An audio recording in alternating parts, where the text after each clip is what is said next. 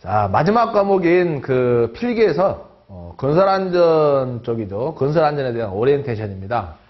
그 건설안전 쪽을 이렇게 공부하면은 점수를 많이 받겠다라는 개념보다 좀 다른 오리엔테이션을 좀 해볼까 합니다. 그래서 정말로 큰 틀을 한번 보여드리려고 오리엔테이션을 좀 생각을 해서 그걸 구상한 것을 좀 말씀을 드릴게요. 이렇게 해서 뭐 꽈락이 나온다, 이렇게 해서 어느 쪽으로 공부를 해서 점수를 맞아야 된다 그런 전략보다는 건설공사의 전체 흐름을 한번 좀 설명을 드림으로 인해서 이 과목에 접근할 수 있는 것들을 좀 설명을 드리고자 합니다. 어떤 건설공사를 선택을 할까 해서 토목 쪽을 선택을 해야 되느냐, 건설 쪽을 선택을 해야 했는데 아무래도 이 우리가 생각하는 이 건설공사 같은 경우는 토목보다는 건축 쪽이 더 많습니다. 그래서 커다란 빌딩이 될 수도 있지만은 우리가 쉽게 접할 수 있는 아파트를 위주로 해서 제가 한번 설명을 드릴게요. 아마 이 칠판을 안 지우고 처음부터 끝까지 가려고 하는 건데, 자, 맨 먼저 우리가 아파트를 지은다고 생각을 합시다. 여러분들도 아파트에 사시는 분도 있을 텐데, 그게 그냥 지어지는 게 아니라, 언덕백이 좀 경사진 곳도 있고, 평평한 곳도 있어요. 평평한 곳 같은 경우는 거의 택지개발지구죠. 경사진 곳 같은 경우는 그 땅을 사서 거기다가 공동주택으로 지을 수 있는데, 그냥 뭐 어쨌거나 이렇게 땅이 있다라면은 너무 높게 그렸습니다. 이런 땅이 있다라면은 평평하든 어쨌든 간에 이 땅에다가 아파트를 짓기에 맨 처음 해야 될 게 뭐냐면은 뭐 땅을 사고 허가를 받고 하는 게 다 하겠죠. 그걸 떠나서 이 땅의 지질에 대해서 알아야 됩니다. 지질을 알아야 여기다가 어떻게 지을 건가 하는 건데, 그때부터 이제 기초공사가 들어가요. 굴착공사가. 지질조사를 먼저 하게 되죠. 지질조사를 해봤더니 여기에 안반층이 우리가 모르지만은 뭐 안반층이 이렇게 있더라. 그렇다면은 여기다가 아파트를 다음에 짓게 된다라면, 어떤 건물을 짓는다라면은 우리는 이 흙의 성분을 알아야 되겠죠. 토질. 일단은 토질을 알아야 되고, 이 토질이 사질토냐, 점토냐, 진흙이냐, 아니면 그런 것들 알아야만 여기 위에다가 지을 수가 있는 겁니다. 근데 만약에 이 토질이 물러요, 점토나 그런다면은 여기 위에다가 지었을 때는 건물이 기울어지겠죠. 그래서 기초공사를 할 수밖에 없습니다. 그래서 이것을 어떻게 하면 먼저 이런 땅에다가 건물을 짓기 위해서는 내가 여기 위에다 바로 지어도 되지만은 여기다 짓게 되면은 여기가 지하층이 되기 때문에 다음 흙을 여기까지 메꿔야 되죠. 메워야 되죠. 그래서 땅을 파서 거기다가 이제 건물을 심는다고 생각하면 됩니다. 그래서 땅을 팝니다. 이렇게. 즉, 터파기라고 하죠. 터를 파요. 그러고 나서 지질조사를 했던 거에 맞춰서 여기다가 파일을 박습니다. 파일을 박는 이유는 땅에다 꽂아놓는 게 아니라 이 건물이 안정되게 설 수 있도록 이 튼튼한 안반층에다가 지지를 해주는 겁니다. 여기다가. 이렇게 안반층에다 지지를 해주는 건데, 이 파일도 그냥 박는 게 아니라 위에서 쳐다보면은 파일이 이렇게 받기도 하고 이렇게 받기도 하고 서로 틀려요. 그것은 건축 도면에 따라 틀려요. 왜? 여기에 기둥이 올라갈 자리예요. 다. 이런데 힘을 받는 자리예요. 그래서 그쪽에다가 주로 맞춰서 하는 거지, 일반 슬라브 쪽에다가 그렇게 맞춰서 하지는 않습니다. 그래서 하게 되면은, 파일을 받게 되면은 파일이 그냥 딱 이렇게 받는 게 아니라 위로 올라오죠. 어떤 것은 높을 수도 있고, 적게 바꾼 곳은 높고, 깊은 곳은 약간 좀 더 낮고. 여기다 한 다음에, 높게 되면 여기 상태에다 바로 못하니까 여기를 잘라내고, 이 파일에 있는 파일 철근, 심은 그대로 노출을 시킵니다. 그런 상태에서 여기다가 버림 콘크리트를 치게 되는 거죠. 쉽게 말해서 그냥 흙 위에다가 그물을 바르는 게 아니라 시멘트를 얇게 깔아요. 그래야만 먹을 놓고 어디다 기둥인가 도면에 맞춰 그 먹 상태에서 여기서부터 기둥이 올라오고 다 할 수 있겠죠. 그런 상태에서 여기다가 깨끗해야죠. 기초 콘크리트를 칩니다. 현재 이렇게 하면 기초 공사가 되는 거죠. 근데 여기서 우리가 봐야 될 게 뭐냐면은, 자, 파일이 들어갔어요. 땅을 팝니다. 굴착이 들어갔어요. 안반 조사를 해도 지반 조사를 합니다. 그렇다면 이렇게 하는데 이 공사를 할 때 필요한 게 뭐가 있을까 생각하면, 파일 발굴 때는 항타기가 필요하겠죠. 굴착을 할 때는 굴삭기가 필요할 겁니다. 지반 같은 경우는 흙의 특성을 알아야 돼요. 일단 산업안전기사나 산업기사는 이 내용이 나오는 겁니다. 즉 항타기가 뭐 하는 거냐, 어떻게 작동하냐 그게 아니라 항타기를 안전하게 사용하고 안전하게 작동하고 그로 인해서 발생할 수 있는 위험을 할 때 작업 시작하기 전에 뭘 점검해야 되느냐. 항타기는 파일을 박는 거고 항박이는 파일을 뽑는 건데 그렇다면 와이어 로프를 감아서 오르락 내리락 옮기고 하는데 와이어 로프는 어떤 기준에서 사용이 되고 폐기 기준은 무엇이냐. 굴삭기의 종류는 무엇이고 그 굴삭기는 높은 데 낮은 데 각 특징이 있는데 어떻게 하느냐. 불도우죠. 어떤 것들이 있느냐. 또 이런 것들 할 때는 그냥 아니라 운반을 하해가 하기 때문에 운반하는 기구들에도 약간 특성을 가지고 있는 겁니다. 흙의 특성을 알아야 이 흙을 탑파기를 할 때 깊게 파게 되면 흙이 무너질 수도 있으니까 경사면을 토질에 따라서 어떻게 둘 것이냐. 아니면은 흙막이를 한다면 그 흙막이가 무너지지 않도록 말 그대로 동발이라고 하죠. 보강제는 어떻게 될 것이냐. 또 그렇게 한다 하더라도 흙이 점토여서 사질토여서 물이 있어서 부풀어 오르고 붕괴될 우려가 있는데 거기에 나오는 히빈이나 보일링이 무엇을 말하느냐라는 것들이 우리가 이야기하는 안전공학에서 배우는 그런 건설안전의 기본입니다. 그렇다면은 여기서 이제 어떻게 하냐면은 지하층을 해야 되겠죠. 지하 주차장 만들어야 되니까 지하 주차장 그대로 올라갑니다. 그리고 거기에 맞춰서 1층 올라가고 2층 올라가고 3층 올라가죠. 제가 그 신입 때 이걸 기록을 하는데 결제를 받으러 갔다가 저희 소장님한테 혼이 났어요. 야, 이 새끼야, 너는 이걸 쓸 줄도 모르냐? 저는 뭔 말인지 몰랐는데 여기는 분명히 이번에 그 기초를 하고 여기다가 이제 지하 주차장이니까 여기가 땅이 여긴데 왜 지하지? 아, 다음에 땅을 이만큼 묻어버리면 돼요. 되메우기를 하면 됩니다. 그리고 적용하고 식재를 하니까. 그래서 여기가 지하 1층이라면은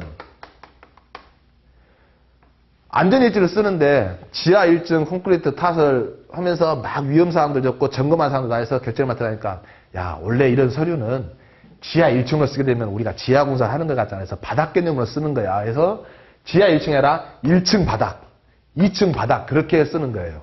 슬랍을 쳐야 되니까. 그렇게 되면은 3층 바닥이면은 가만히 생각하면 2층까지밖에 안 했는데 3층 바닥이면 공사가 딸리는 것처럼 멋지게 보이잖아요. 그래서 그렇게 했던 기억이 나는데 그렇게 해서 이렇게 집니다. 한 층씩 올라가죠. 그렇다면은 몇 층이 올라갈 수도 있지만 이 한 층씩 올라가는 게 좀 삐뚤어져서 건물이 무너질 것 같은데 자, 반듯하다고 보시고 제가 마음이 삐뚤어져서 2층을 할 때는 분명히 철근은 먼저 배역을 할 것이고 거푸집을 댈 것이고 그리고 콘크리트 탓을 할 것이고 양생이 끝나면은 거푸집을 다시 다 해체를 시킬 것이고 또 그것을 위로 운반을 해서 이 자재를 여기에다가 또 놓고 다시 철근 배역을 하고 거푸집 놓고 다시 또 콘크리트 탓을 하고 또 올릴 겁니다. 그러면 이 골조 공사인데 골조 공사의 과정에는 뭐가 있느냐면은 철근 작업 그런 거라든지 철근 몇 개소야 하냐 도면에 철근이 몇 톤이 들어가냐 그런 건 안 나와요. 건설 안전 쪽에서는 그 건축 기사는 나오는데 건설 안전 쪽에서는 어떤 게 나오냐면은 여기를 할 때 일단은 콘크리트를 탓을 하겠죠. 먼저 거푸집을 설치하겠죠. 거푸집을 설치하는 순서도 나올 수 있죠. 또 해체하는 순서도 나올 수 있어요. 근데 우리가 보통 기계 설비들을 조립한다면은 조립하는 순서대로 해체를 하지만은 거푸집은 절대 그렇지 않습니다. 그렇게 했다가는 무너집니다. 순서가 틀려요. 왜? 콘크리트는 압축 하중은 좋은데 인장 하중이 안 좋아요. 쉽게 말해서 이런 콘크리트 벽돌 같은 경우는 말 그대로 아무리 누르는 힘은 강하는데 이것을 옆으로 쪼개거라든지 그런 식으로 하면 쉽게 잘 깨져버립니다. 잡아당기거나. 그래서 압축 하중은 좋은데 그래서 거푸집 순서 같은 경우는 예를 들어서 기둥이 있고 이렇게 슬라브가 있다. 위에 천장이. 그러면은 거푸집은 기둥 같은 경우에 벽체를 만들죠. 이걸 하죠. 그러니까 먼저 기둥 만들고 슬라브를 하고 콘크리트를 쓴다. 딱 두 개 만들면 해체는 반대로 하면 슬라브 제거하고 기둥을 해체한다. 그러면 이거 무너져 버려요. 철근이 들어있다 하더라도. 그래서 이렇게 힘을 받지 않는 옆면만 이렇게 벽체를 먼저 해체를 하고 바닥은 맨 마지막에 합니다. 이제 이것은 콘크리트를 양생을 시키죠. 굳히죠. 몰드에다 넣어서 그것을 물속에 담아서 수중 양생을 시키고 28일 재련 기간을 두어서 깨봐가지고 허용 강도 이상이 나온다라면은 그때 해체가 들어가는 게 맞죠. 물론 해체한다 하더라도 필라천이라고 다 서포트가 되지만은 어쨌거나 거푸집에 대한 것도 나오고 타설을 할 때 나오는데 콘크리트 타설을 부어 넣게 되면은 이게 그 압력이 세요. 압력이 세다 보니까 어떤 게냐면은 이런 안에 거푸집들이 터지기도 하고 터져서 무너지게 되면은 중심을 잃고 거푸집 통째로 무너져서 말 그대로 붕괴 사고가 일어나게 됩니다. 그래서 탓을 할 때 워낙 붕괴가 많이 나니까 이 측압에 대한 말 그대로 콘크리트가 옆이나 앞이나 연집방향 하중으로 미치는 그 압력이 어떨 때 세느냐, 위에서 할 때냐, 온도가 높을 때냐, 그런 구분하는 것들이 간단한 것들이 나오죠.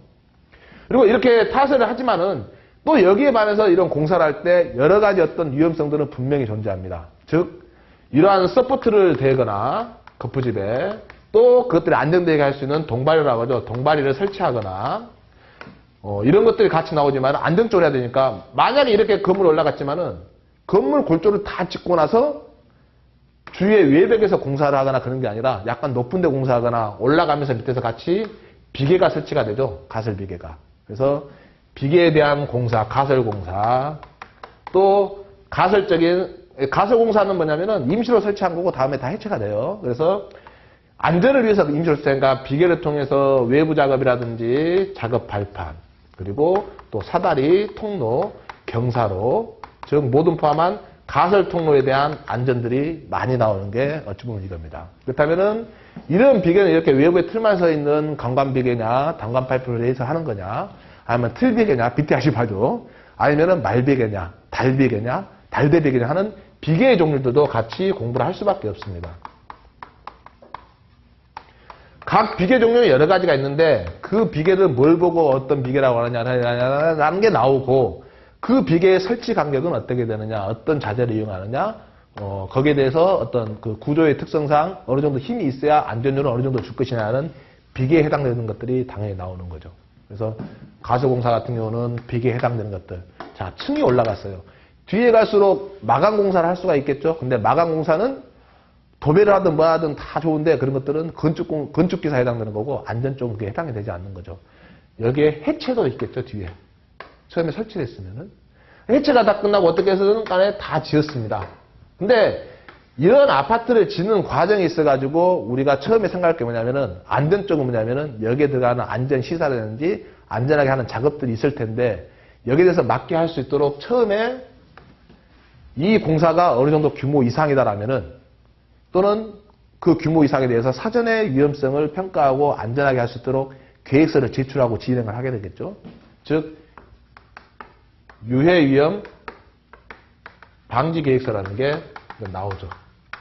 즉 이런 공사가 짓는데 우리는 이 공사가 10m 이상은 구착하고 높이가 31m 이상입니다. 그렇다면은 둘 중에 하나만 해당돼도 해당되는 그 유해위험 방지 계획서 제출 대상이기 때문에 유해위험 방지 계획서를 언제까지 제출할 것이고, 이걸 제출했더라면 어떤 항목을 제출하고 누구한테 제출해서 누구한테 심사를 받아서 거기에 대한 합격은 어떻게 될 것이고, 이대로 맞도록 하는가를 주기적으로 계속 맞게 안전관리를 할 것이냐, 그리고 이러한 공사가 있다라면 이 공사 금액은 얼마이냐, 그렇다면 건설공사는 산업안전보건관리비가 있다라는데 이 공사에 맞는 각 종류별로 공사 금액, 안전관리비 계산하는 방법, 그 안전관리비를 쓸 수 있는 것, 그리고 쓰지 못한 것들을 구분해서 파악하는 것들이 또 시험에 나오게 되는 거죠. 물론 건설공사 같은 경우도 마찬가지로 안전관리비도 있지만은 공통적으로 해야 되는 게 그 위험성 평가도 같이 들어가는 거죠. 자, 지금 우리가 이렇게 간단하게 아파트를 지은다라고 생각을 하지만은 그 속에는 우리가 위험한 요소들이 너무나 많습니다. 하나씩 하나씩 할게. 우리는 아파트를 잘 짓는 게 아니라 잘 짓든 어쨌든 간에 안전하게 짓고 사람이 안전하게 일을 할 수 있도록 원칙적으로 법에서 규정하는 설비, 그리고 시설, 그 부분을 기본적으로 알아야 되고 어떻게 조치하고 행동하고 대책을 세울 것인가가 건설안전공학의 큰 틀이에요.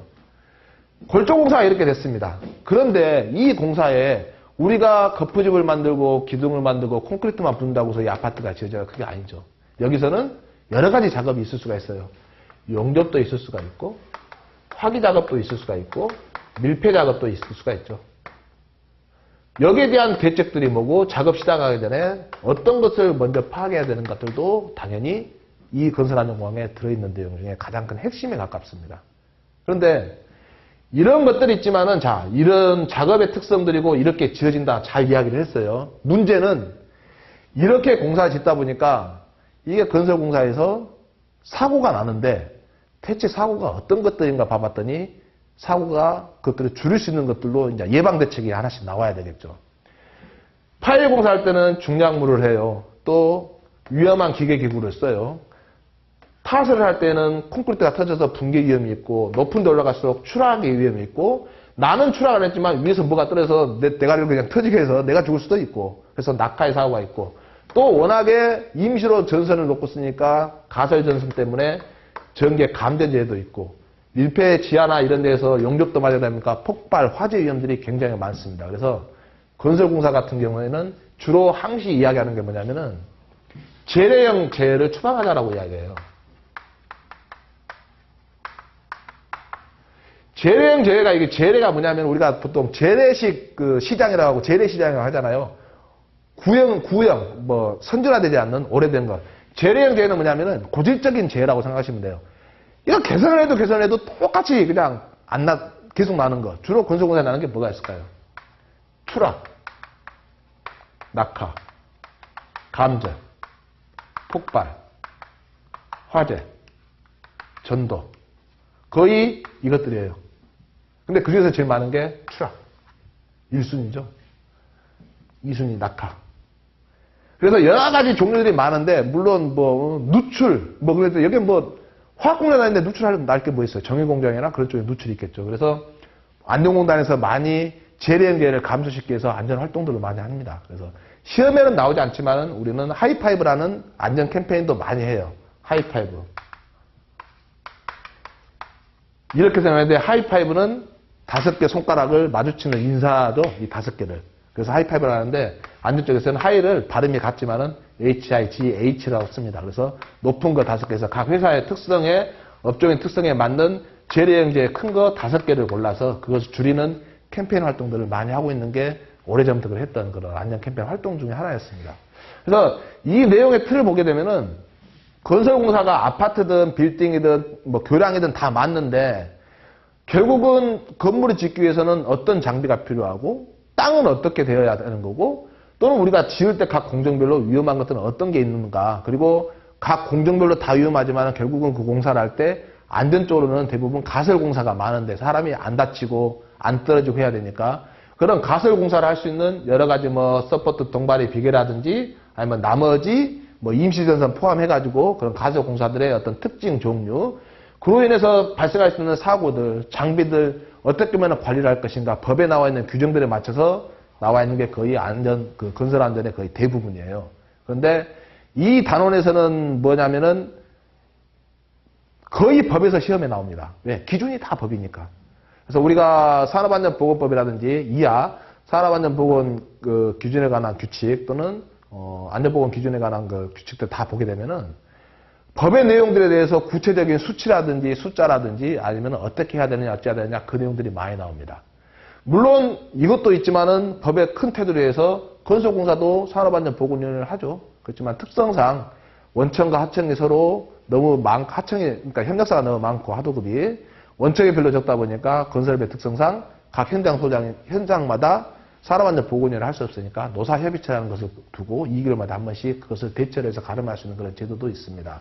그래서 이 큰 틀을 생각하시게 되면은 우리가 이것을 풀 때 미장은 몇 미리로 해야 된다, 시멘트는 뭐 물과 몇 대 몇의 비율을 섞어야 되고 철거는 몇 회장과 계산을 두드려야 되고 마감공사는 순서는 뭐고 공정의 순서는 그거하고는 건설하고는 상관이 없어요.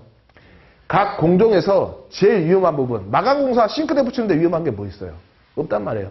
페인트 칠하는데 위험한 거 뭐 있어요? 없어요. 물론 페인트는 화학공정 쪽에 들어갈 수가 있죠. 화재나 그런 쪽으로 더 오히려.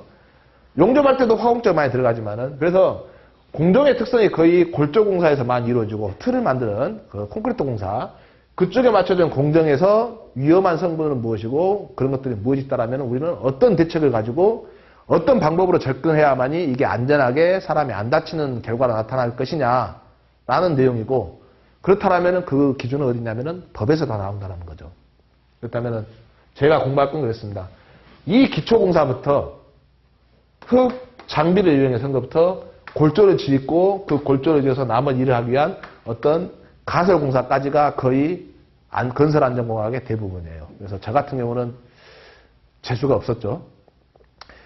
유해이온 방지 개수를 먼저 공사 시작하게 되면 도면 나면은 만들고 제출하고, 골조공사 끝나면은 마감공사를 하고 완전히 끝나면 한 2년 정도 되죠. 다른 현장으로 발령나야 맞는데 그 다음부터 편하거든요. 골조 끝나면 정말 편해요. 근데 웬걸 골조 끝나게 되면은 또 다른 현장이 이미 생기니까 유해염 방지에서 빨리 좀 적어달라 해놓고 알았어요 해놓고 다 해서 제출해놓고 허가 맡아놓으면은 좀 신뢰되면 발령을 내버려요. 또 다른 현장으로. 뭐 가서 또 파기부터 하고 있어요.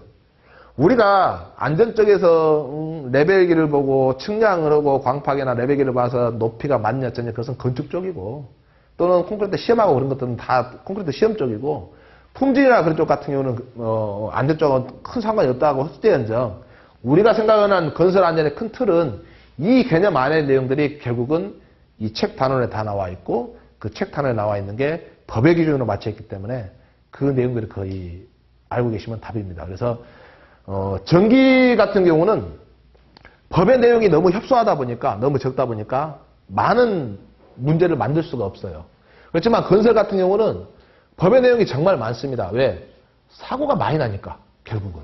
그래서 법의 내용을 알고 가는 게 가장 큰 답이고 결국은 그 법의 내용을 정리해서 했던 게 이 건설안전공학의 그 모든 내용의 거의 90% 이상이죠. 나머지 뭐 파일의 종류도 많죠. 그냥 직타냐, 항타냐, 뭐 어쏘고냐 여러 가지 방법도 있는데 그것도 여기에서 기본적으로 알아야 사항으로 이제 같이 설명에 들어가는 내용입니다. 이 개념을 알고 계시게 되면은 다음에 나는 건설회사의 안전관리자로 가보고 싶다라고 한다라면은 이 개념을 잡고 접근하게 되면은 안전관리자가 무슨 일을 해야 될지 다 보입니다.